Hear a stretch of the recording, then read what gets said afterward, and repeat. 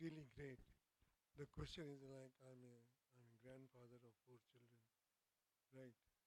And we I see that children are being taken away and a lot of problems have been causing. Even the school teachers are are creating a lot of problem for the small children, for their own benefit or sexual harassment to them also. But when they complain back to the mother and the mother is only loving them too much, but at the same time, she doesn't believe that what he's saying is correct because the matter is so strong and they don't believe and they don't try to rather uh, look into it of what he has said because the child was in the habit of not speaking the truth sometime, but he's always something or that he's lying, sometime. But at the same time, when he's talking truth, so the mother never bother, the parents don't bother. With the result, the child go more in problems. He tries to kill himself. He's so upset about it. Then their friends help her. Now my question is that how the parents can be taught, how the things can be put into the mind of the children, you know, about the good things, about their behavior, about speaking to them, as you mentioned, and how to do this. But the teaching of the mother, Yes, the yes. teaching of the mothers, the teaching of the parents, how to deal with this is Okay. very, very important Yeah, to learn for us to do. I'm going to restate your question so we can all hear it, and then I'm going to let this woman answer. And yeah, so his question was, he's a grandfather, and what happens when children are going to school and there's a problem at school and the children say something and the parents don't believe them or they don't do anything to solve the problem or to look into it or to investigate it, and how do we teach adults to help protect children, is my understanding. Um, when I was growing up, when I was 13, I was sexually abused by a family member.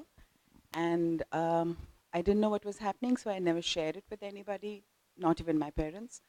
But it impacted my whole life. It impacted my life in terms of what I wanted to look like. I had a wardrobe which was of very dirty dungarees, jeans, and I dressed up like a man for nearly 20 years. And then I also attracted a man in my marriage with whom I had 20-year long marriage, platonic marriage, loveless and sexless. And then, of course, the blessing was that I have a child from that marriage. And he's a boy. So I was so conscious of right from the time he was born that I'm definitely, and of course, when I was growing up, and I also confronted my mother, I got no protection because she just shoved it off. And she said, it can't happen because it was from a family member. And also at a point when my parents realized what was happening to me, I took a decision of disowning this man who was doing it with me. And the price I paid was that my parents stopped talking to me.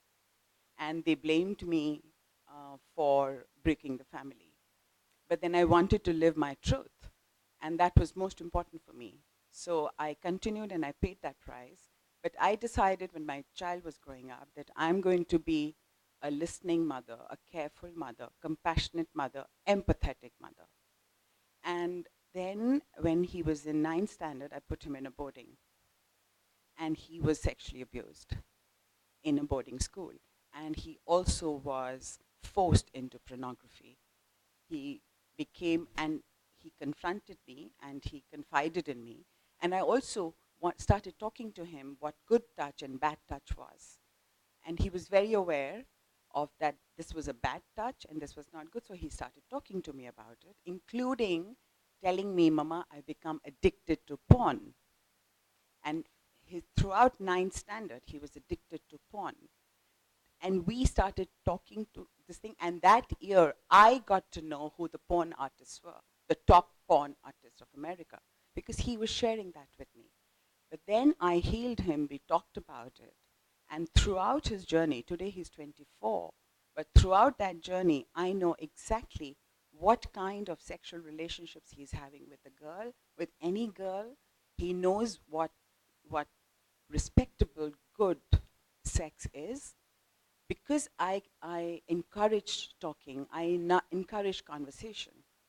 And what it did to me in terms of my relationship with my parents was I knew that they blamed me, but for breaking the family.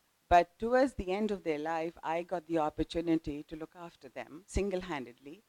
And for 3 years, I stayed with them, taking care of them. And I confronted this again, that I did not feel protected, Mama. I did not feel cared for. And before she died, she actually asked me for her forgiveness. And she did talk to me and she says, I'm sorry, I wronged you. I wronged you, just forgive me. So I do know that the justice came to me, but later, much later. But what I'm happy about is that I lived my truth for my whole life. And that's what I want to say, that just encourage conversation, encourage open conversation. And I'm a single parent, and I encourage being, I was a father and a mother to my son. I continue to be. And there is absolutely no difference in the way he talks to me. He would probably have talked the same way to his father if the father was there. That means Listen to them. speak. Let them speak, you listen to them. Totally. Yeah. And then I got into a relationship after my man. Another thing, what you're saying, as an distinction between one brother, how it starts. It starts only among the own family cousins and all that. The It first can thing start that, in any way. no, no, It's but more, A lot of yes, more, as yeah. it started with start me. like that. Yeah. You see, when we have exams, I talk to my friends about that. Have you ever had sex? They shine, they're opening, talking. Yes, my cousin. She, okay, no, no, no, you must have sex. What are you talking about? You must be doing it with your own family member, with your own cousins and, others. So this is starting from there. What happens in the mind of the parents? The observation has to be done at every point of time, irrespective. Not that he will get spoiled by going to outside, but in the family itself, even the atmospheres itself. Also, but the thing is, like you learn with experience, you learn with experience. Their parents learn with experience. Sometimes that experience is not come to while you brought up the child. Young girl of 20 years, the husband is also a young man, and they're young people. They're living in the nuclear family. They're not living in joint family. They don't know how to brought up their children and to educate them about it. They're always shy. Don't talk about this. Don't talk about this. It's a bad thing to talk about. As you rightly said, that even the funeral has to be, dialogue has to be started. Right. And I would say, as a grandfather, you can lead by example, but you can talk about it, and you can say, this is not going to happen in our family. You can be a leader in your family, and if you have grandchildren where you know that's happening, or in your heart you pull them aside and say, help me understand what has happened. What has happened with you. And you have to build a trust. They're not going to tell you right away, but you build a trust. And then you go into the school as the grandfather. If you're not going to do this and stand up for your child, this is my grandchild. I will take a stand for my grandchild. I will talk to that teacher, and I will confront. And you can confront with kindness, and sometimes you don't confront with kindness. If you know and your child is saying, it's this person, and they are harming me, you go in and you defend them. That child will remember that you stood by their side and that you were the one that took their hand and said, you are safe with me. I will protect you. I will stand next to you.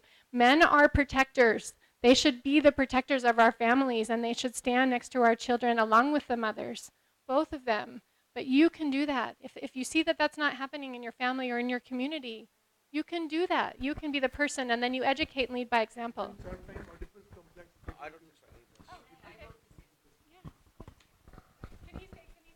Oh, sure. You want to please?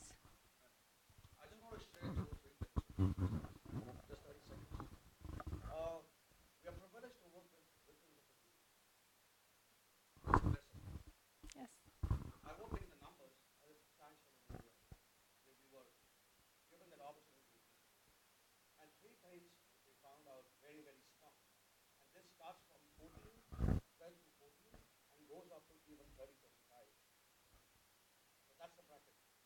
news is rampant. It has to be rampant.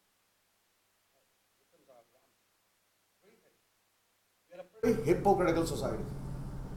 We talk, we don't know anything on the ground. We never have a conversation with people. We have sermonizing. So the parents don't, parents, families, friends, forget friends, peers, we sermonize. And we come from a stupid thing known as judgments. Good, bad, ugly. A conversation is to find the truth. Not your truth or my truth, but the truth. That's the conversation.